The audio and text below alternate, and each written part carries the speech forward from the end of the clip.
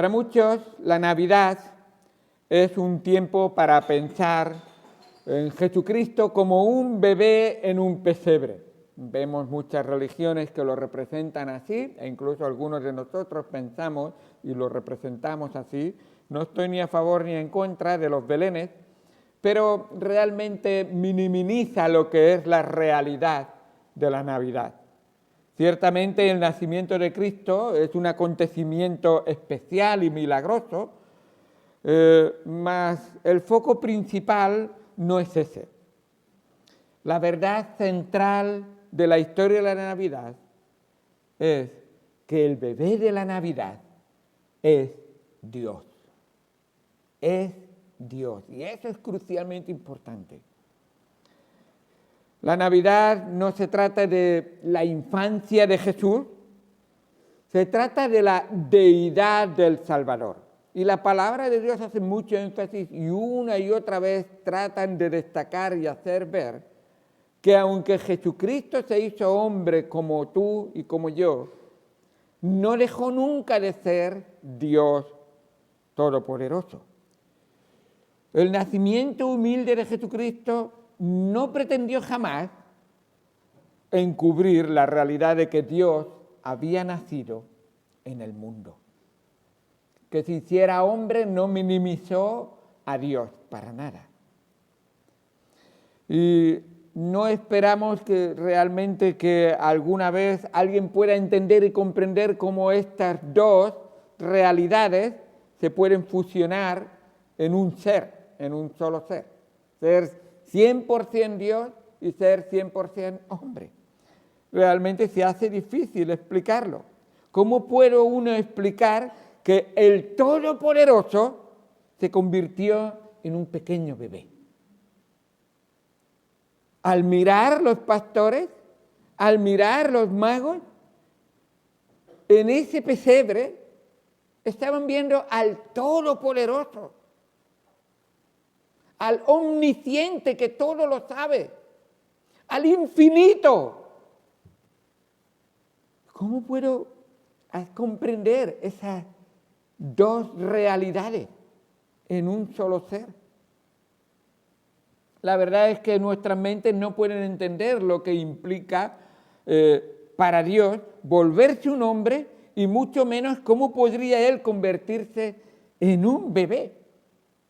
Pero Él lo hizo, sin abandonar su naturaleza divina, sin minimizar su deidad.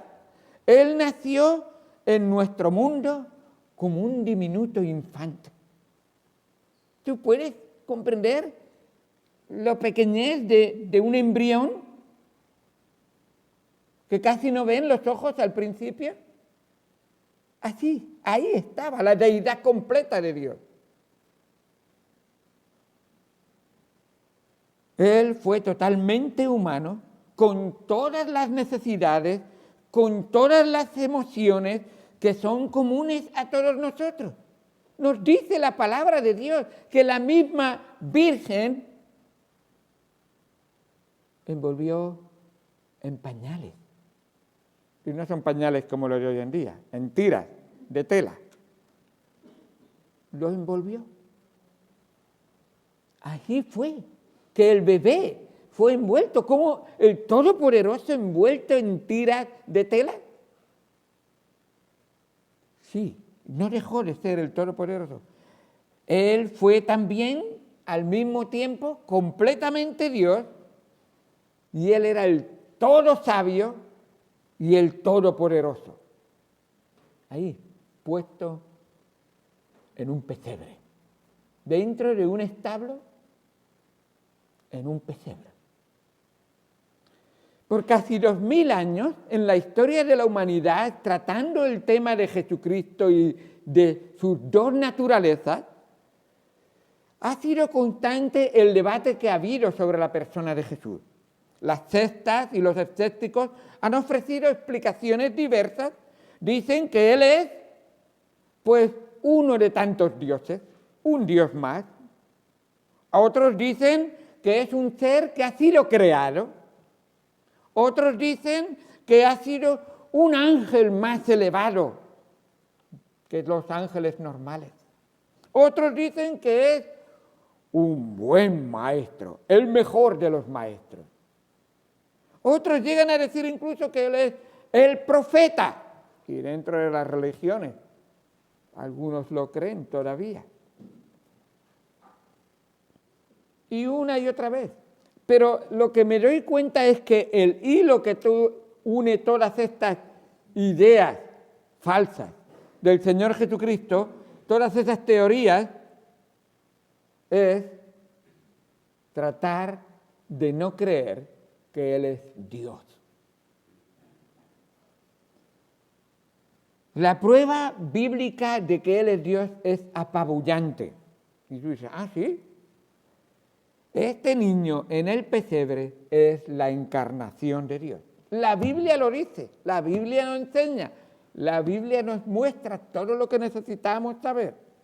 Un pasaje en particular, y quisiera llevaros ahora ahí a Colosenses, capítulo número 1. Vamos a hablar de la Navidad en Colosenses.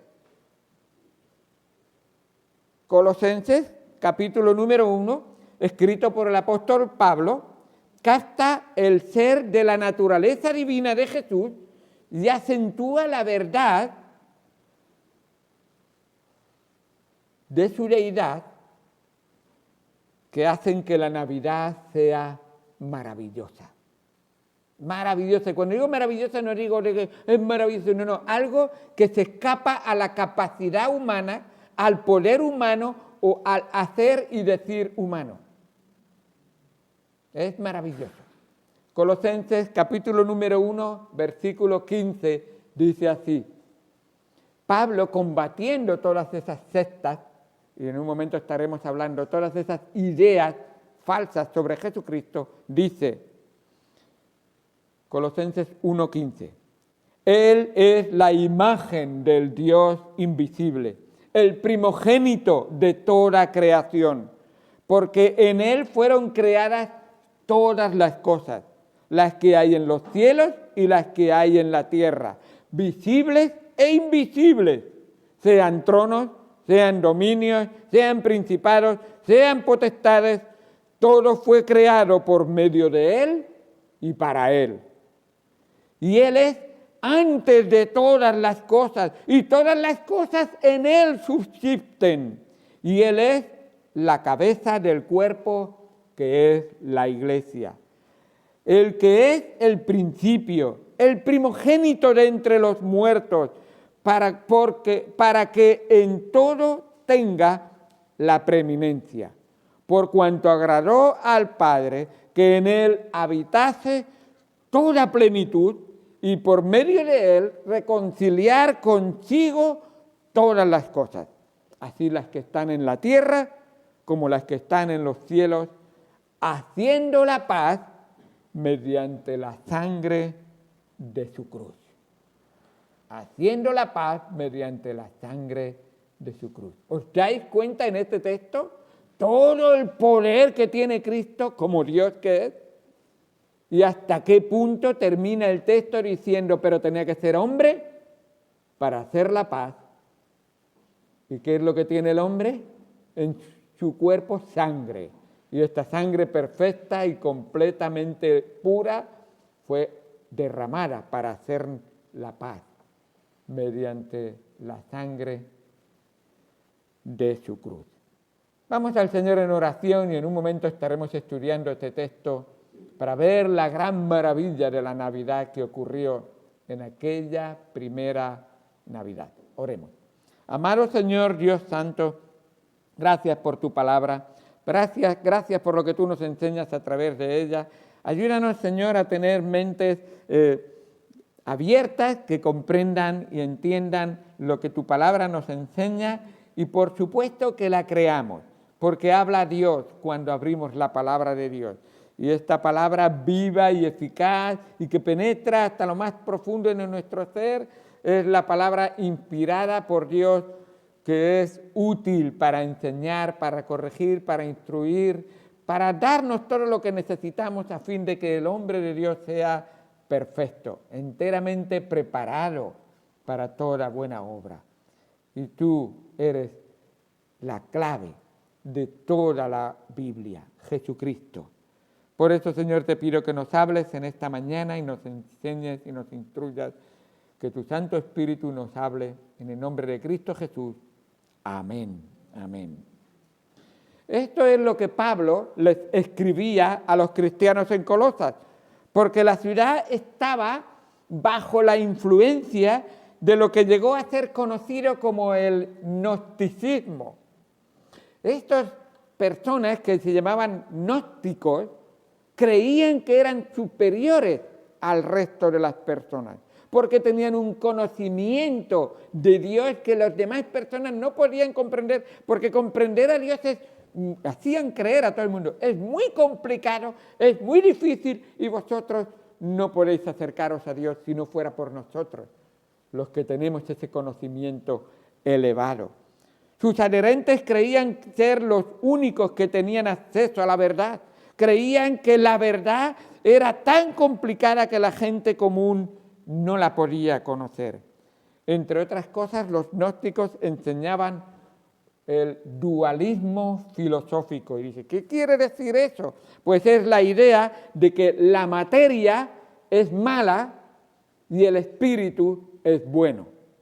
Por lo tanto, materia y espíritu no pueden ir juntos en ningún momento.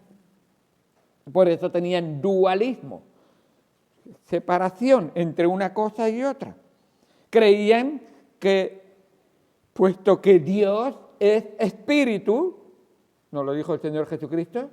Dios es espíritu y los verdaderos adoradores, en espíritu y en verdad es necesario que le adoren.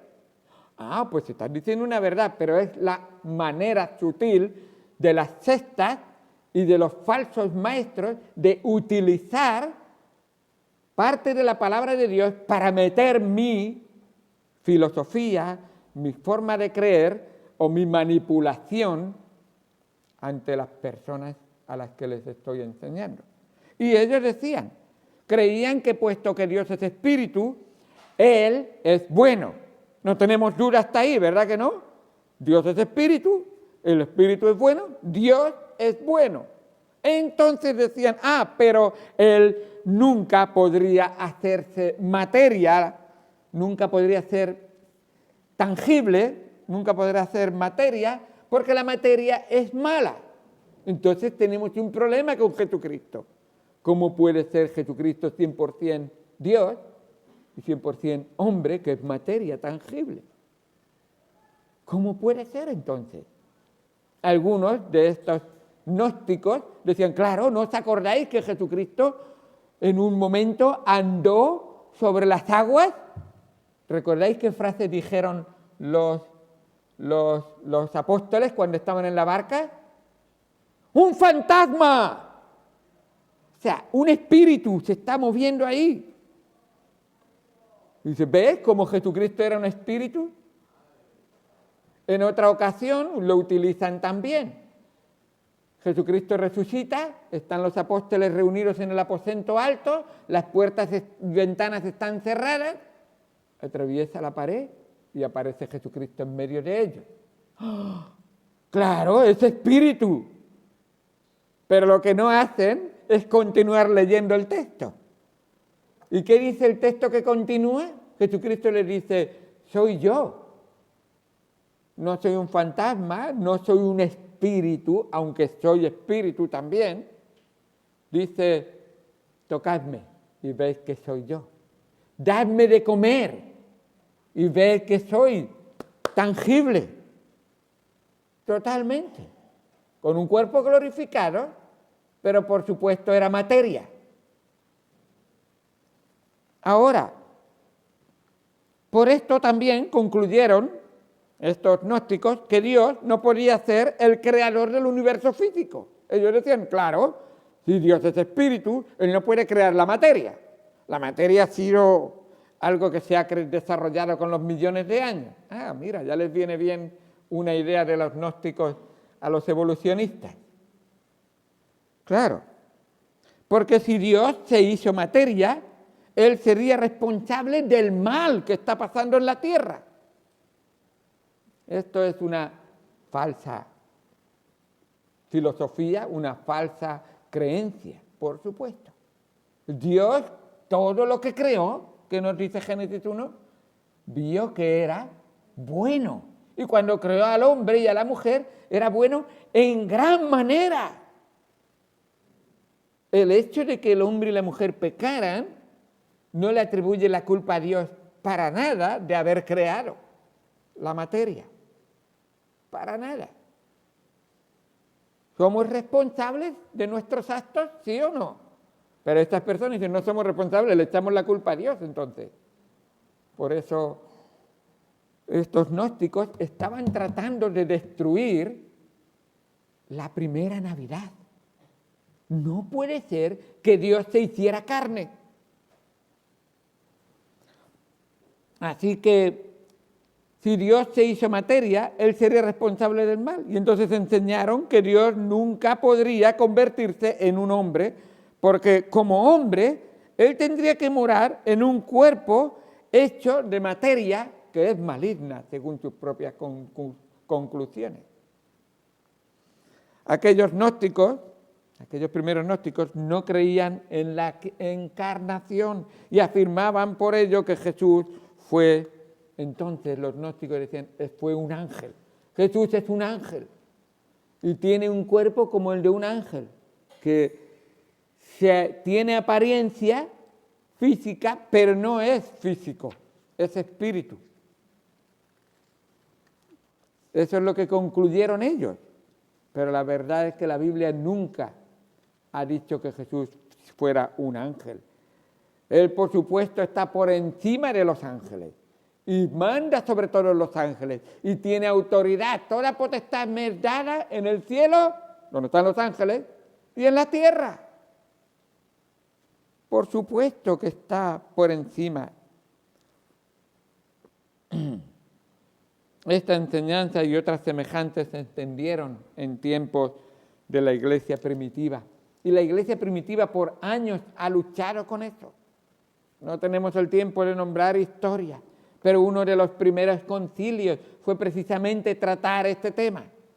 Un señor llamado Arrio trató de enseñar la humanidad de Cristo y no deidad de Jesucristo.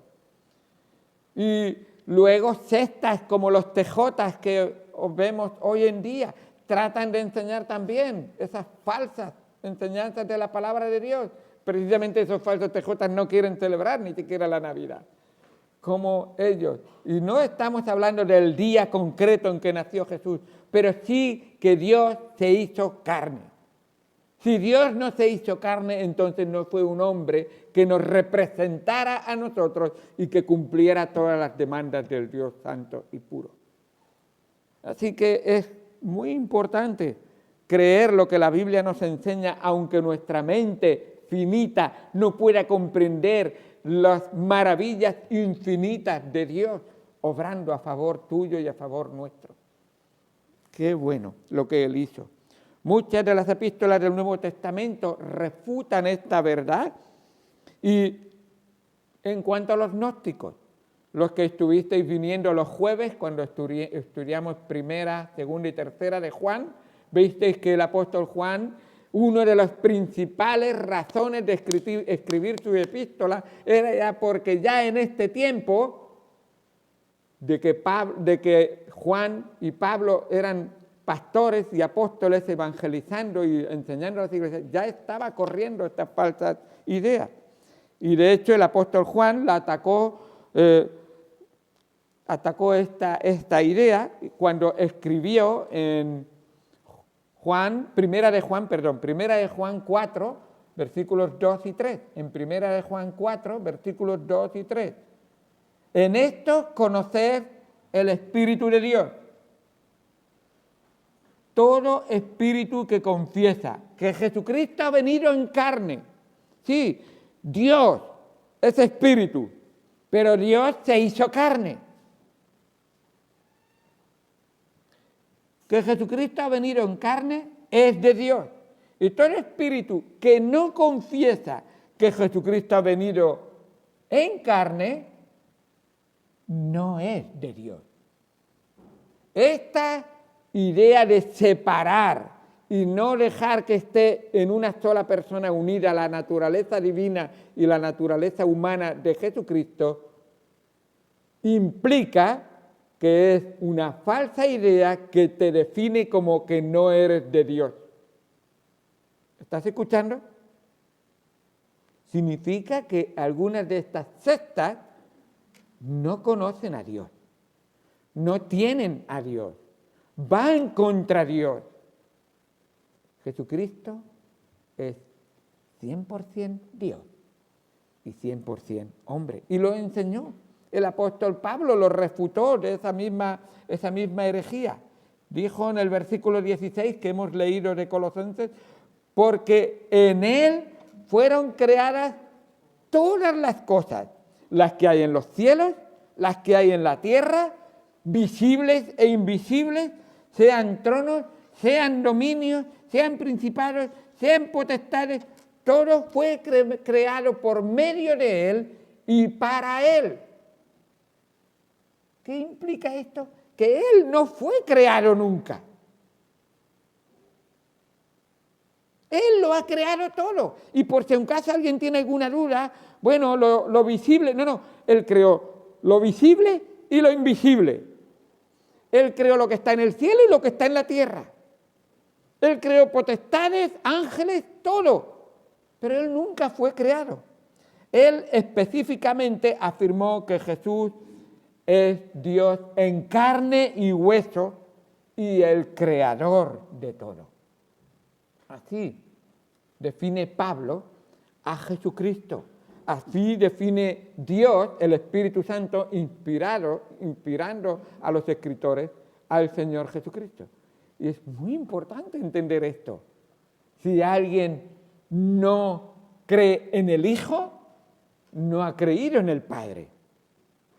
Y si no has creído en el Padre, por supuesto no tienes salvación. Y esto es muy importante. Y hoy en día vemos judíos rechazando a Jesucristo. Y Jesucristo les dijo, el que me aborrece a mí, leímos en el versículo, a mi Padre también aborrece. El que no cree en mí no ha creído en el Padre. El que no me ha visto a mí no ha visto al Padre. El que no viene al cielo por mí no llega nunca al Padre. Él es el único camino. Él es la única verdad. No una verdad más. No. La única verdad. ¿Quieres ir al cielo? Es el único. La única verdad. La única vida. Y así como decimos de tal padre, tal hijo que solemos tener, pues tenemos a Jesucristo. Él es como su Padre. Él es como su Padre en todo. La palabra griega traducida imagen del Dios invisible que tenemos en el versículo número 15, ahí de Colosenses, Él es la imagen del Dios invisible. Pues eso realmente lo que nos da a entender es que Jesús fue realmente la imagen visible de Dios. Voy a deciros una cosa, a poner un ejemplo. Yo sé que los ejemplos siempre son deficientes. Es como el brillo y el resplandor que vemos del sol nos hace ver al sol. Realmente. Y Jesucristo es como el resplandor y la imagen del Padre que nosotros podemos ver y comprender y entender. La palabra griega traducida imagen significa una copia perfecta, una copia precisa, un duplicado exactamente igual.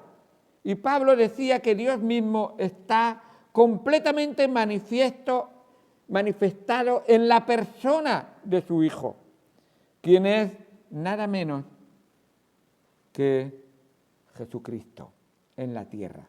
Él es la imagen exacta de Dios. Jesús mismo dice, el que me ha visto a mí, ha visto al Padre. Juan 14. ¿Os acordáis? Muéstranos al Padre y nos basta, le dijo Felipe a Jesús. Y Jesús le dijo, Felipe, tanto tiempo llevo con vosotros y todavía ¿no lo has visto? El que me ha visto a mí, ha visto al Padre. ¿Ves y entiendes que esto implica que en el Antiguo Testamento hay muchas cristofanías que hacen creer a los judíos que son el Padre? Y precisamente si tenemos que ubicarlo en una persona de la Trinidad, ¿era el Hijo, no era el Padre?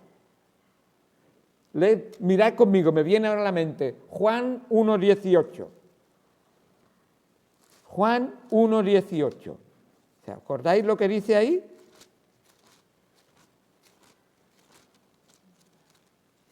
Hay más textos, pero con este me sirve. Creo que en Juan capítulo 5 también tenemos algo parecido, pero con este. Dice Juan 1:18, a Dios nadie le ha visto jamás. Hombre, pero entonces ¿cómo voy a ver a Dios? Y ahora te voy a dar la explicación.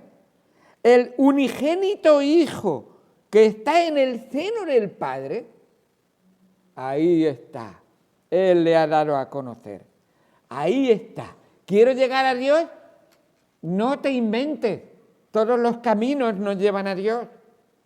Todas las deidades que la humanidad ha querido inventar no lleva a Dios. No vale Mahoma, no vale Buda, no vale una buena persona. Solo Jesucristo es el único. La Iglesia Católica incluso proclama todos los caminos llevan a Roma.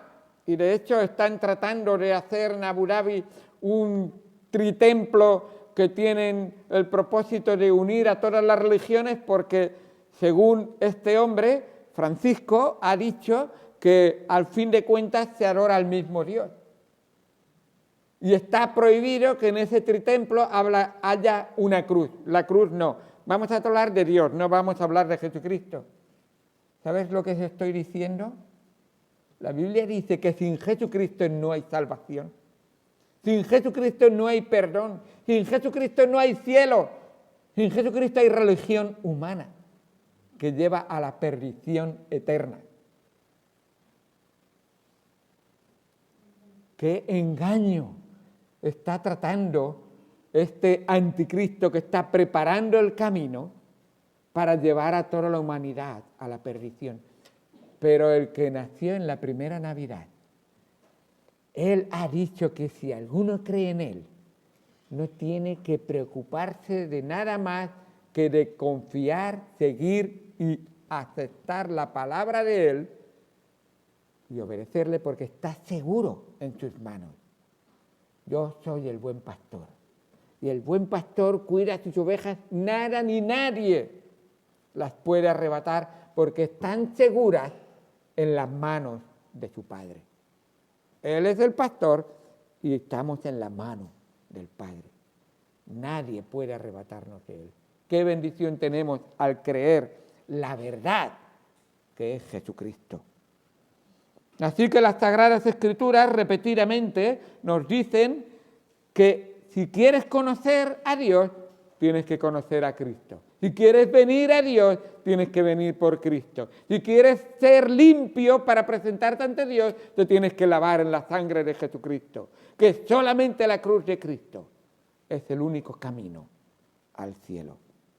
Así que vemos claramente cómo Él es la plenitud, por cuanto agradó al Padre que en Él habitase toda la plenitud de la deidad. Explícame a mí, si Cristo tiene toda la plenitud de la deidad, toda la plenitud y todo lo que implica la plenitud, ¿dónde está el infinito limitado en su vida si es toda la plenitud de la deidad? Él es infinito, pues la plenitud no tiene principio ni tiene fin. La plenitud no tiene día que fue creada. La plenitud no tiene límite de espacio. Desde aquí hasta aquí, no tiene límite de tiempo, de aquí hasta aquí. Él tiene la plenitud de la deidad, porque siempre ha sido Dios. Así es, como nos enseña la palabra de Dios. Así que en Colosenses vemos realmente que esa palabra primogénito describe no el primero que fue creado, sino el rango que Él tiene en toda la creación. Él es el que está por encima de todo. El primogénito en una familia hebrea era el heredero, el mayor, el de mayor categoría. Y no necesariamente tenía que ver con orden. A propósito, ¿recordáis que David fue el que recibió el reino? No era el primogénito de orden, era el más importante. Y así Dios ha hecho que en Jesucristo no fue creado. Este primogénito no tiene que ver con creación, tiene que ver con orden. De hecho, luego dice que es el primogénito de los muertos. Él tiene el poder de la resurrección y Él ha dicho, yo os voy a manifestar que igual que yo he resucitado, vosotros vais a resucitar. Así que el que cree en mí, cree en el poder que yo tengo sobre la muerte. Y no tiene que temer. Él era el que tenía el derecho de la herencia y así fue como él tenía el derecho de gobernar y Jesucristo también lo tiene. Así es que Cristo es el que hereda toda la creación y el derecho a predominar sobre ella. Toda criatura debe reconocer que Él tiene el derecho a gobernar en su vida. Y el no reconocerlo le acarreará condenación, porque está establecido para los hombres que mueran una sola vez y después de esto el juicio. Y esta realidad es así. Él es el que tiene toda la autoridad, el que juzgará a toda la humanidad. En el Salmo 89, versículo 27, dice, yo también le pondré por primogénito. Salmo 89, versículo 27, perdón. Salmo 89, versículo 27. Yo también le pondré por primogénito. Y por un momento digo, voy a ver esta palabra, qué es lo que significa. Y el propio versículo lo explica. Continúa diciendo el versículo, el más excelso de los reyes de la tierra. Esa es lo que le dice. No le está dando orden, le está hablando de rango. Él está por encima de todo. Ahí eso es el significado de primogénito. Lo más excelso de los reyes de la tierra. Salmo 89, 27. Eso es lo que significa primogénito. Cristo es el Rey de Reyes, Señor de Señores, como nos dice en Apocalipsis 17, 16. Hebreos también habla de este tema y por falta de tiempo no vamos a ir a buscar en Hebreos, pero ahí nos dice el versículo que heredó todas las cosas. Y lo que está tratando de decir es, no está hablando de orden, está hablando de el rango que Él tiene, la autoridad que Él tiene, el derecho a gobernar sobre todo, gobernar sobre nuestra vida, sobre nuestra mente, sobre nuestro corazón. Él es el primero, el Hijo de Dios que tiene el derecho de la herencia, la persona de mayor categoría, el Señor de todo, el heredero de toda la creación. Así que así lo identifica Hebreo. Dice, todas las cosas por Él fueron hechas y sin Él nada fue hecho, nada de lo que ha sido hecho fue hecho. Así nos dice la palabra de Dios. Para terminar, rápidamente voy a mencionar lo que trajo el hombre, y solamente leo los versículos, los tengo escritos, lo que trajo el hombre Jesucristo a la tierra. Cuando Jesucristo se hizo hombre, te trajo a ti, lo primero, salvación. Mateo 1:21, dará a luz un hijo y llamarás su nombre Jesús, porque Él salvará a su pueblo de su pecado. Lo segundo que trajo para ti y para tu vida es Emmanuel, Dios con nosotros. Dice, he aquí que la Virgen concebirá y dará a luz un hijo y llamará su nombre Emmanuel, que traducido es Dios con nosotros. La presencia de Dios en nuestra vida. La tercera cosa como hombre que trajo a tu vida, si has creído y confiado en Él, es gloria, la gloria, su gloria en nosotros. Su gloria en nosotros. Dice en Lucas, capítulo 1, versículo 34. Entonces María dijo al ángel, ¿cómo será esto? Pues no conozco varón. Respondió el ángel y le dijo, el Espíritu Santo vendrá sobre ti y el poder del Altísimo te cubrirá con su sombra, por lo cual también el santo ser que nacerá será llamado Hijo de Dios.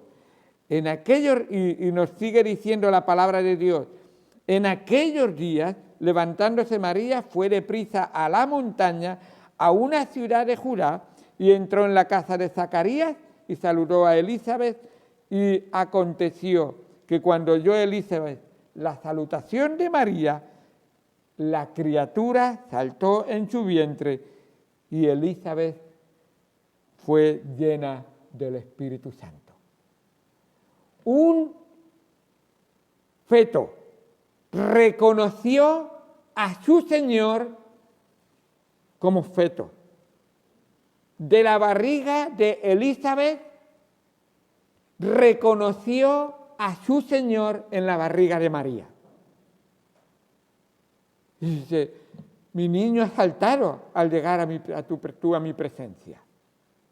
Y dice que fue llena del Espíritu Santo desde ese momento. La presencia de Emmanuel en tu vida te llena de su gloria, de la gloria de Él.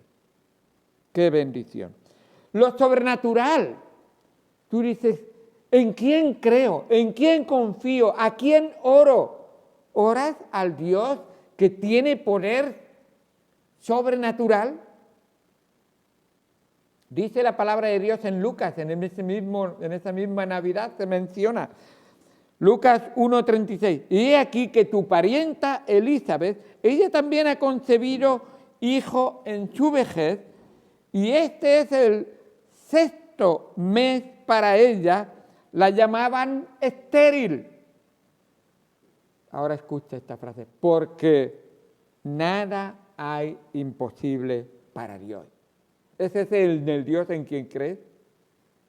Nada hay imposible para Él. Yo sigo pensando todavía cómo es posible que yo haya sido transformado en de un hijo del diablo a un hijo de Dios. ¿Cómo es posible que yo, uno que odiaba la religión y a Dios y vivía para el pecado y para la carne, cómo es posible que Dios me ha transformado?